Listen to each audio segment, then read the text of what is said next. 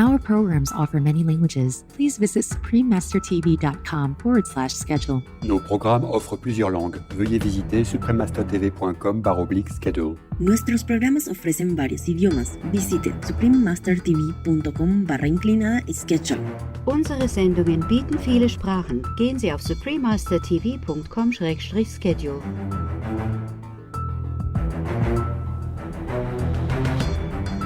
Scientists estimate that more than 6 out of every 10 known infectious diseases in people can be spread from animals, and 3 out of every 4 new or emerging infectious diseases in people come from animals.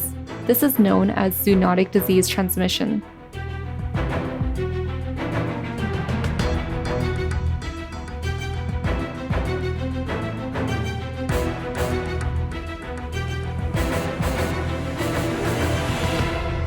Continue watching to find out more.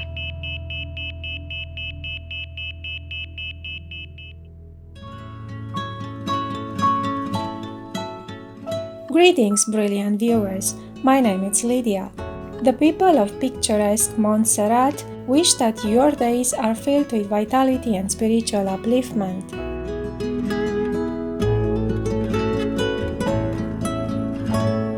Welcome to our program, Stopping Zoonotic Diseases, The Vegan Lifestyle Matters, Part 1 of 2. This two-part series focuses on certain epidemics and pandemics from the past 2 decades that have killed many, such as severe acute respiratory syndrome or SARS, Ebola, swine flu, avian flu, and coronavirus, and their roots in meat consumption or animal livestock raising or both.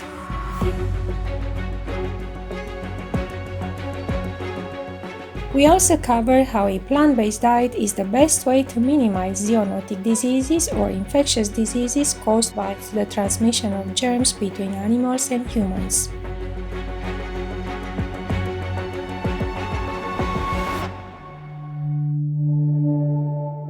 The United States Centers for Disease Control and Prevention, or CDC, states, scientists estimate that more than 6 out of every 10 known infectious diseases in people can be spread from animals, and 3 out of every 4 new or emerging infectious diseases in people come from animals. This is known as zoonotic disease transmission.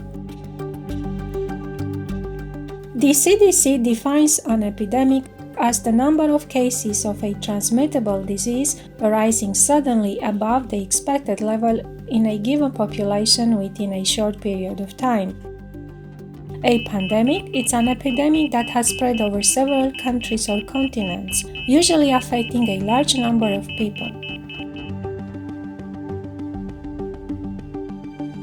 Organisms, including humans, rely on their immune system to protect them from an intrusion of infectious agents such as viruses, bacteria, fungi, parasites, and arthropods that reside in human, animal, or environmental reservoirs. When a person's immune system is not strong enough to eliminate these invaders from the body, he or she is a susceptible host.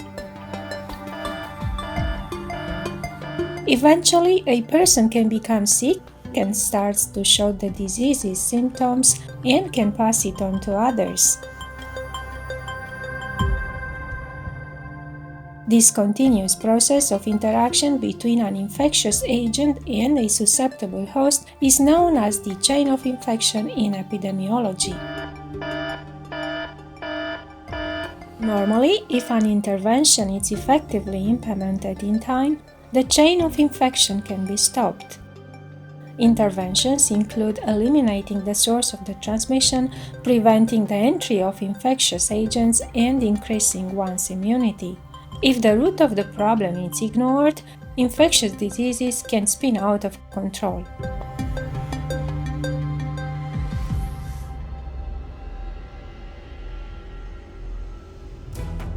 On November 16, 2002, the first case of atypical Pneumonia was reported in the Guangdong province in southern China. At that time, severe acute respiratory syndrome, or SARS, was still not known to the public.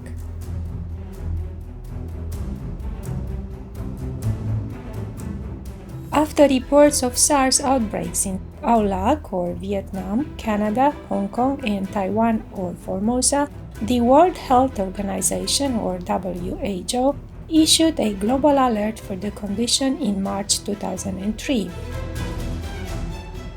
By the end of 2003, SARS had spread to 29 countries and regions, with 774 of the 8,000 plus infected globally succumbing to the disease.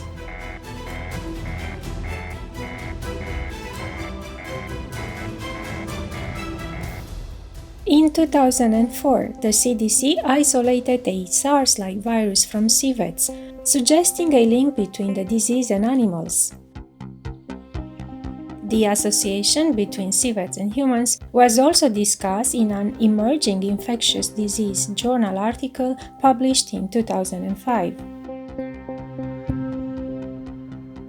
Epidemiologic investigations examined 4 cases of SARS identified in the winter of 2003 to 2004. 2 of the 4 patients were waitresses working in a restaurant that served palm civets as food to customers. It was found that sequences of SARS-associated coronavirus or SARS-CoV from the 2 patients and 6 palm civets from the restaurant were identical, indicating an interspecies transfer of the virus. WHO notes the current thinking is that the pathogen likely originated in bats, jumped to civets, and then moved to humans.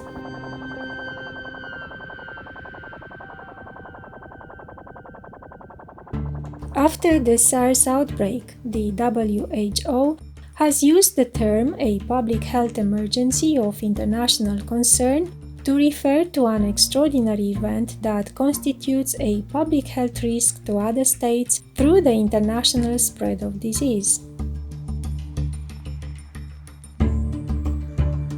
The declaration of a global public health emergency is intended to mobilize an international response to an outbreak.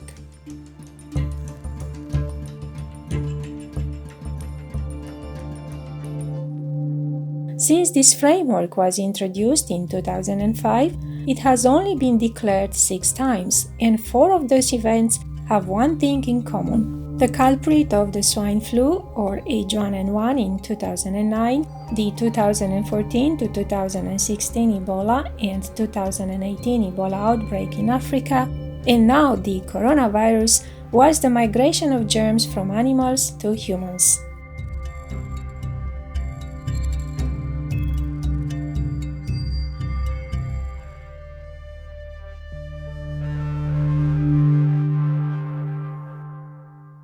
We will pause now for a constructive message and be right back.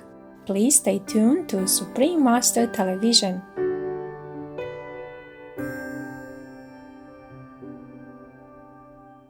Welcome back to our program Stopping Zoonotic Diseases, The Vegan Lifestyle Matters, Part 1 of 2.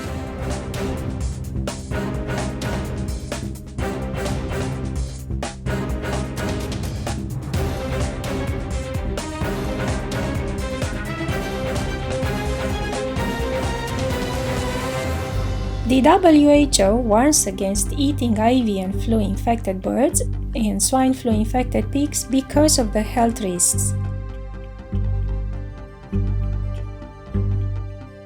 The swine flu was first detected in Mexico City, Mexico in March 2009.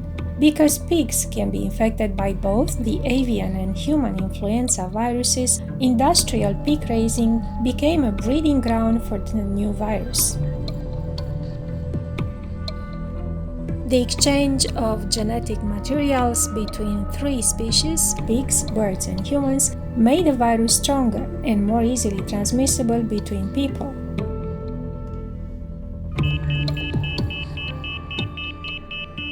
Similarly, the Ebola outbreak, which was caused by the Ebola virus found in fruit bats in African rainforests, was linked to bushmeat hunting and eating. The zoonotic Ebola virus can cause fatal hemorrhagic fever marked by internal and external bleeding.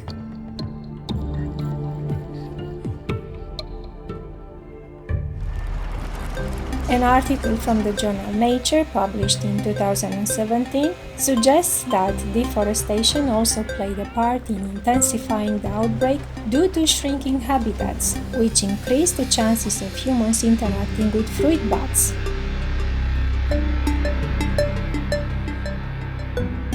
It turns out that Mother Nature has already warned humanity about the meat-eating habit. The simple solution of adopting a vegan lifestyle to prevent zoonotic epidemics has been known for a long time. However, this obvious answer has been ignored, and the medical, economic, and social costs of diseases like H1N1 are tremendous and drain a nation's financial resources. The money spent on unavoidable public health crises could have gone to programs benefiting citizens. According to the International Monetary Fund, Liberia, for example, saw GDP, or gross domestic product, growth decline 8 percentage points from 2013 to 2014 during the recent Ebola outbreak in West Africa, even as the country's overall death rate fell over the same period.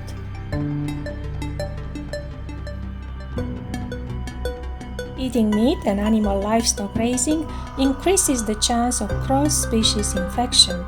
However, they are not the only reasons. The underlying cause of humans getting infected by illnesses goes deeper than that.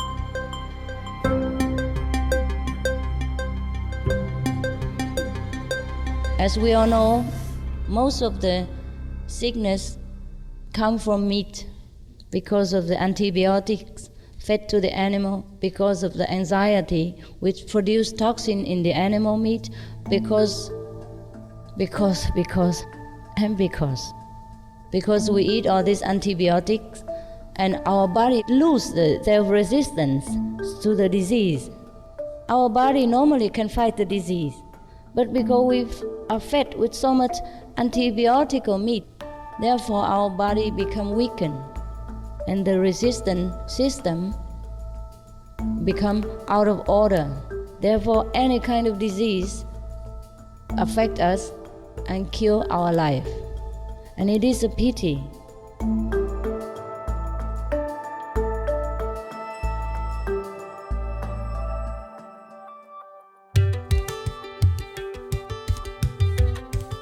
Scientists have found that antioxidants such as vitamin E, vitamin C, beta-carotene, selenium, copper, and zinc have roles in maintaining immune function.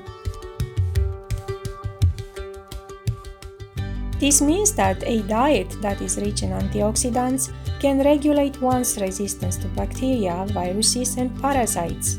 And a plant-based diet is exactly what we need.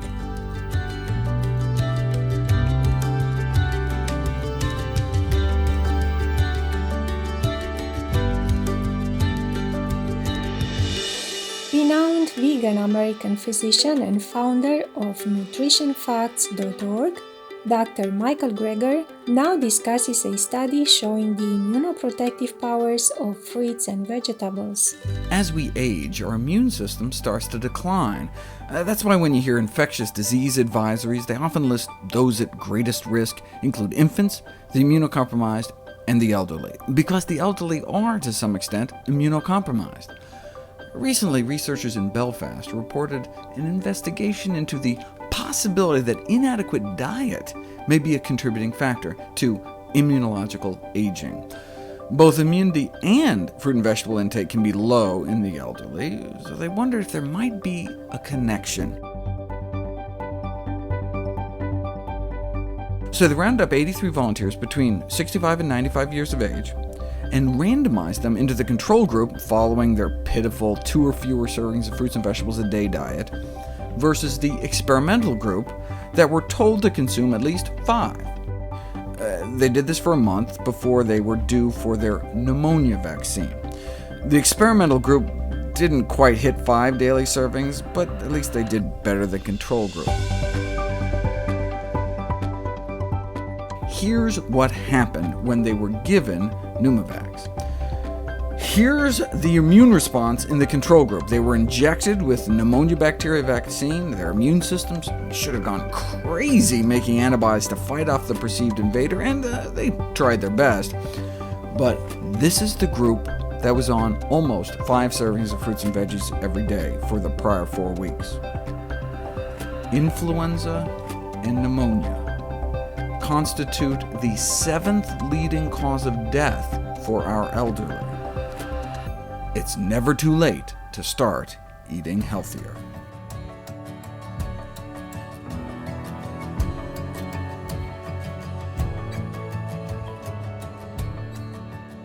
Please join us on Saturday, April 25th for Stopping Zoonotic Diseases, The Vegan Lifestyle Matters, Part 2 of 2, when we will cover the coronavirus disease and recommended protection tips from experts.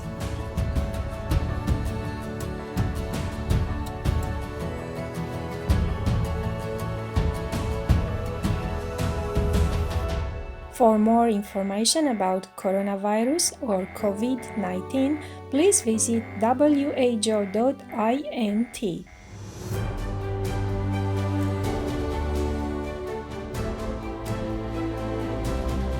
Radiant viewers, thank you for your company on today's program.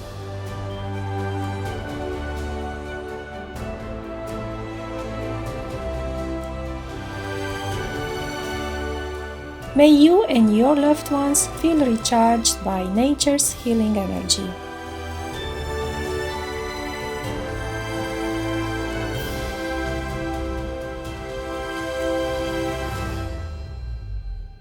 Our programs offer many languages. Please visit suprememastertv.com/schedule and suprememastertv.com/HL.